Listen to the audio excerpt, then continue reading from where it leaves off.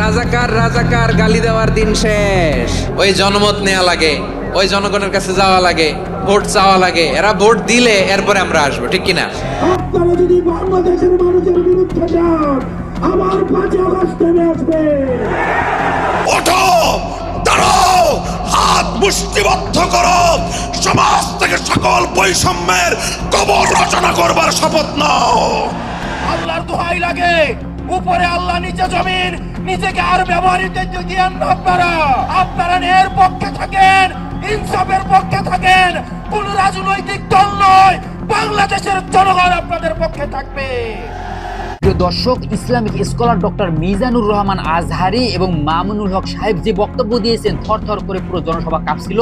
আপনারা দেখবেন যে হাসনাত আব্দুল্লাহর সাথে এক হয়ে ডক্টর মিজানুর রহমান আজহারি এবং মামুনুল হক সাহেব যে বক্তব্য দিয়েছেন, তার আগে আমরা ভিডিওর প্রথম দিকে একটু দেখে আসি যে হাসনাত আব্দুল্লাহ কি বক্তব্য দিয়েছেন। তারপরে আমরা ভিডিওর পরের অংশে দেখে নিব যে ডক্টর মিজানুর রহমান আজহারি এবং মামুনুল হক সাহেবের বক্তব্য। চলুন আমরা একটু দেখে আসি। আপনাদের দায়বদ্ধতা জনগণের কাছে, আপনাদের দায়বদ্ধতা গুলশানের কাছে নয়, আপনাদের দায়বদ্ধতা ধানমন্ডির কাছে নয়।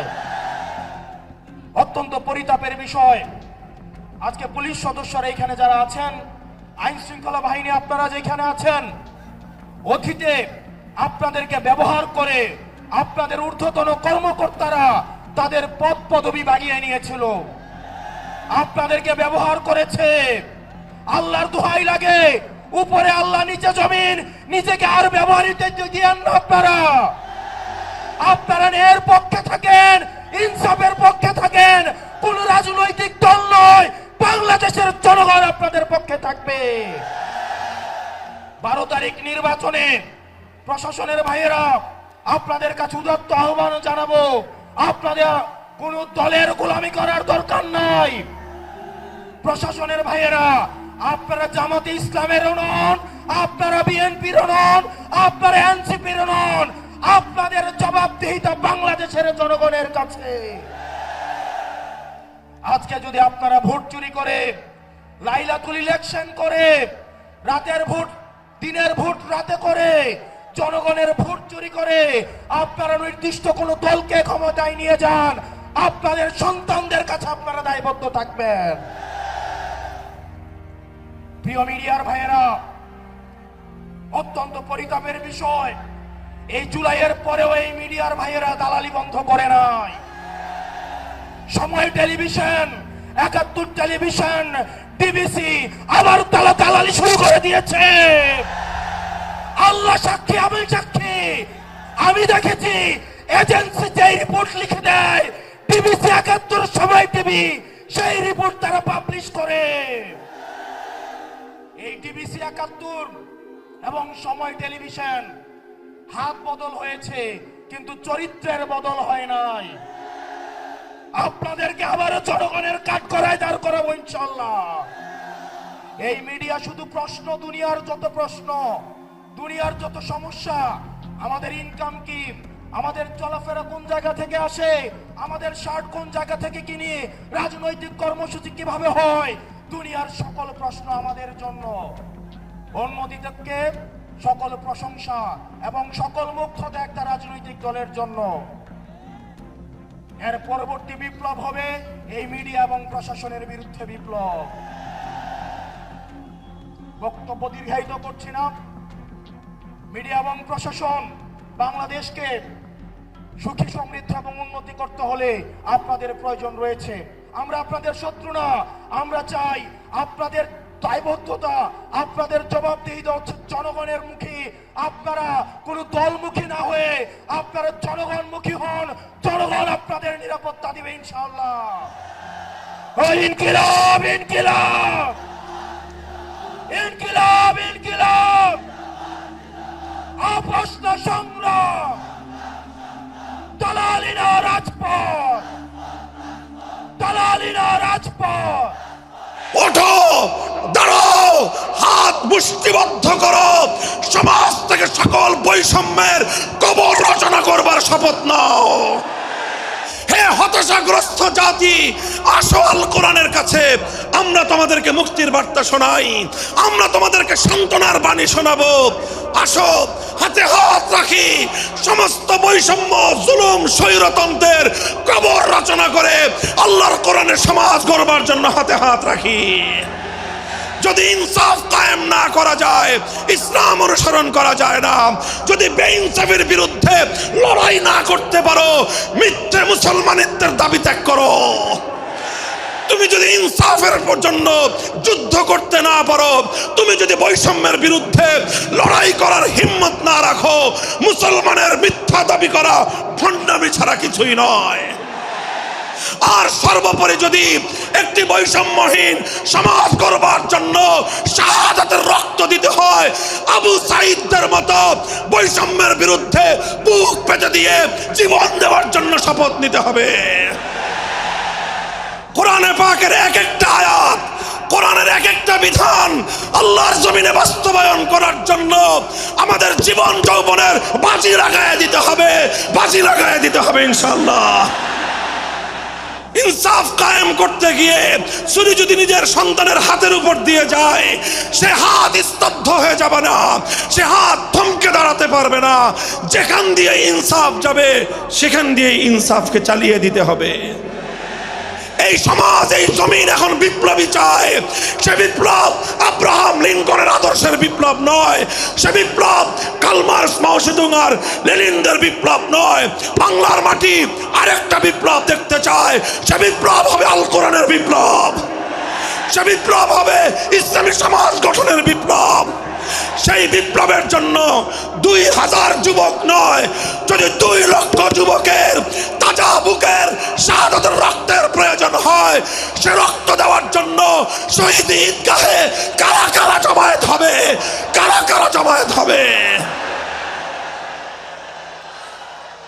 হ্যাঁ, এটা শুধু কথার কথা না, শপথ। এটা কথার কথা না, শপথ। এটা অঙ্গীকার। কার সাথে? কার সাথে?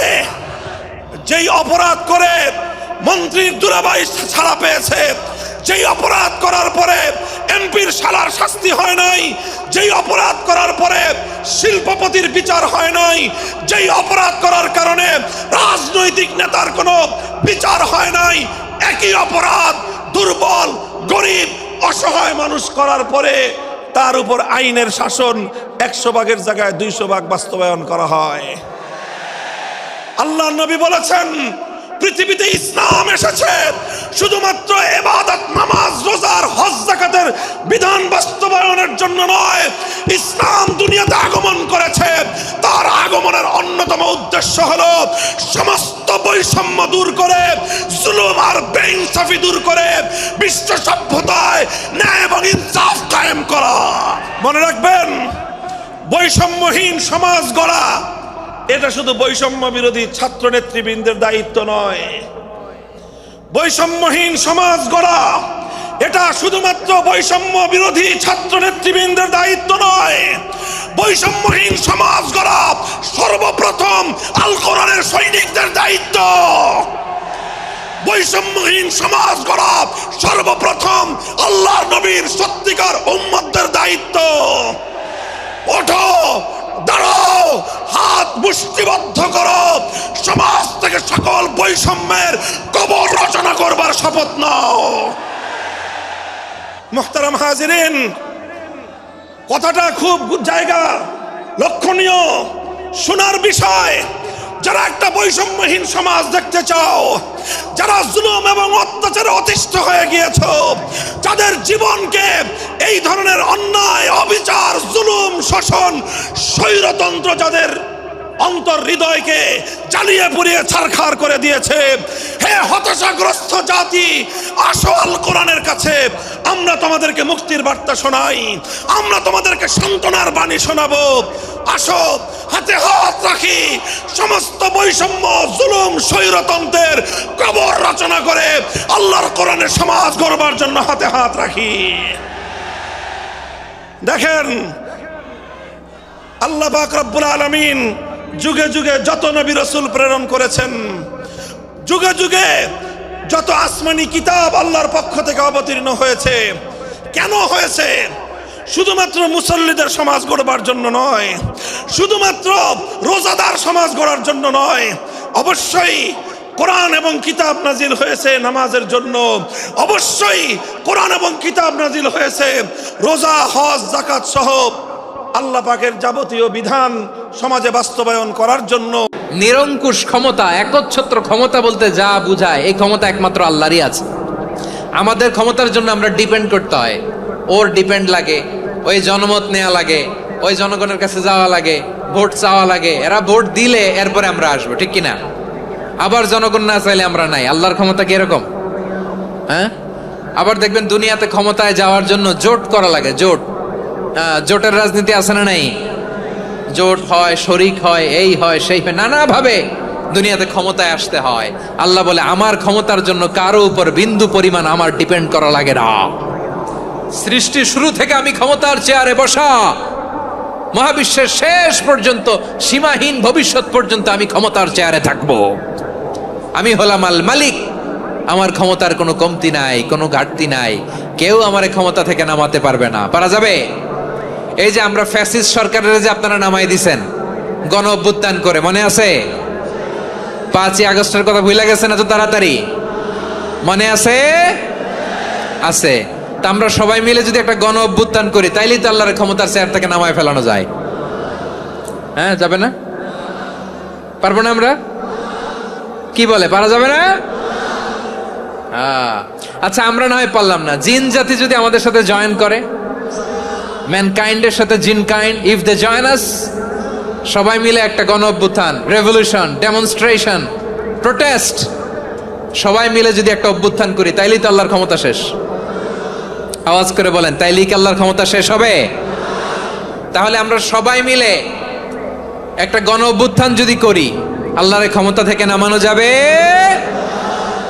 আল্লাহ বলেন না, আমি হলাম আল মালিক, আসল ক্ষমতার মালিক, the king of kings, the owner of ultimate power, the owner of ultimate authority, the owner of ultimate sovereignty, নিরঙ্কুশ একচ্ছত্র ক্ষমতার মালিক হচ্ছি আমি আল্লাহ। আল্লাহ তাআলা সূরা মুলকের শুরুতে বলছেন, তাবারাকাল্লাযী বিয়াদিহিল মুলকু ওয়া হুয়া আলা কুল্লি শাইইন কাদির। মহিমান্বিত সত্তা, যার হাতে ক্ষমতা, তিনি যা চান তাই করতে পারেন। আওয়াজ করে বলেন তো তিনি কে? আবার আল্লাহ বলেন, কুলিল্লাহুম্মা মালিকাল মুলকি তুতিল মুলকা মান তাশাউ ওয়া তানজিউল মুলকা মিম্মান তাশা ওয়া তুইজ্জু মান তাশাউ ওয়া তুযিল্লু মান তাশাউ বিয়াদিকাল খায়র ইন্নাকা আলা কুল্লি শাইইন কাদির। আল্লাহু আকবার। এ নবী, আপনি বলুন, আল্লাহুম্মা মালিকাল মুলক, আল্লাহ আপনি ক্ষমতার মালিক, তুতিল মুলকা মান তাশা, যাকে চান তারে ক্ষমতার চেয়ারে বসান, ওয়া তানজিউল মুলকা মিম্মান তাশা, যাকে চান তাকে ক্ষমতার চেয়ার থেকে ছুঁড়ে ফেলে দেন। তিনি কে? ক্ষমতার চেয়ারে বসায় কে? আবার মনে চাইলে আস্থা করে ছুঁড়ে নিক্ষেপ করেন, তিনি কে? আবার আল্লাহ বললেন, ওয়ালাম ইয়াকুল্লাহু শারীকুন ফিল মুলকি, আমার ক্ষমতায় কোনো শরিক নাই, কোনো জোট নাই, কোনো পার্টনার নাই, কোনো অংশীদার নাই।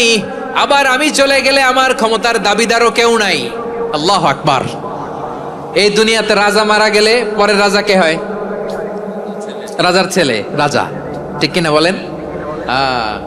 আল্লাহ চলে গেলে আরেকজন বসবে নাকি? এরকম না, তার ক্ষমতার সাথে দুনিয়ার ক্ষমতার কোনো মিলই নাই। এজন্য তিনি তার নাম দিয়েছেন আল মালিক। প্রিয় দর্শক, সবাইকে অসংখ্য অসংখ্য ধন্যবাদ সম্পূর্ণ ভিডিও দেখার জন্য। আপনারা সম্পূর্ণ ভিডিও দেখার পর অবশ্যই বিষয়টা বুঝতে পারছেন। এখানে আপনারা Islamic scholar doctor Mizanur Rahman আজহারের বক্তব্য শুনেছেন এবং মামুনুল হক সাহেবের বক্তব্য শুনেছেন এবং হাসনাত আব্দুল্লাহর বক্তব্য শুনেছেন। এখানে দেখা যায় হাসনাত আব্দুল্লাহ কিন্তু একই কথা বলতেছেন যে আমরা দেখা যায় ইনসাফের পক্ষে লড়াই করব এবং ইনসাফের দিকে আসব। অন্যদিকে দেখা যায় যে ডক্টর মিজানুর রহমান আজহারি বলেন, মামুনুল হক সাহেব, তারা কিন্তু একই কথা বলতেছেন যে ইনসাফের পক্ষে আমরা লড়াই করব এবং মুক্তির জন্য লড়াই করব।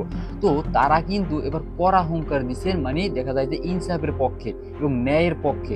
তাদের বক্তব্যটা অবশ্যই আপনারা শুনছেন, শোনার পর সম্পূর্ণ বিষয়টা আপনারা বুঝতে পারছেন। যারা আমাদের চ্যানেল নতুন, অবশ্যই চ্যানেলটি সাবস্ক্রাইব করে রাখবেন, যাতে এরপরে নতুন নতুন ভিডিও সবার প্রথমে আপনার কাছে যায়। এবং আপনাদের মূল্যবান মতামত অবশ্যই কমেন্টে জানিয়ে যাবেন যে আপনারা এই যে সম্পূর্ণ ভিডিও দেখার পরে যে বিষয়টা বুঝতে পারছেন এবং যে বিষয়টা আপনারা ধারণা করতে পারছেন, আপনাদের ব্যক্তিগত মতামত সম্পূর্ণটা আপনারা কমেন্টে লিখে যাবেন। এবং আপনারা যারা সম্পূর্ণ ভিডিওটা তিনজনের বক্তব্য শুনেছেন, তারা এই বিষয়টা কিন্তু ক্লিয়ার যে আসলে তারা কিন্তু দেখা যায় যে বলতেছে যে এই যে হাসনাত আব্দুল্লাহ যে প্রশাসনের যে ভাইরা আছে তারা যেন নিরপেক্ষ থাকে, এবং এই যে সামনে যে জাতীয় নির্বাচন, এই 12 তারিখের নির্বাচনে তারা যেন কোনো পক্ষের না হয়ে কোনো না করে, তারা যেন নিরপেক্ষ থাকে, সবাইকে যেন সমানভাবে গুরুত্ব দেয়। এই বিষয়টাই কিন্তু তারা তুলে ধরার চেষ্টা করেছেন। তো আপনারা বিষয়টা বুঝতে পারছেন। যাই হোক, সবাই ভালো থাকবেন, সুস্থ থাকবেন। যদি ভিডিওটি ভালো লাগে আপনাদের কাছে, অবশ্যই চ্যানেলটি সাবস্ক্রাইব করে পাশে থাকবেন। সবাই ভালো থাকবেন, ধন্যবাদ সবাইকে।